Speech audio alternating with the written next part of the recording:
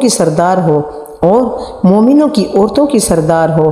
آخری ایام میں جب نبی اکرم صلی اللہ علیہ وسلم پر بیماری کا حملہ ہوا تھا، جب مرض شدت اختیار کر گیا تو حضرت فاطمہ رضی اللہ تعالیٰ عنہ پریشانی کے عالم میں کہنے لگی کہ افسوس ہمارے والد کی تکلیف اس وقت۔ تب حضور پاک صلی اللہ علیہ وسلم نے فرمایا آج کے بعد تیرے والد پر کوئی تکلیف نہیں ہوگی۔ پھر حضور پاک صلی اللہ علیہ وسلم کا وصال ہو گیا اور آپ صلی اللہ علیہ وسلم دنیا فانی سے رخصت ہو کر اپنے خالق کے حقیقی سے جا ملے۔ حضور پاک صلی اللہ علیہ وسلم کا وصال امت کے لیے مصیبت عظمیٰ تھا اور اس کا غم تمام اہل اسلام کے لیے ناقابل برداشت تھا۔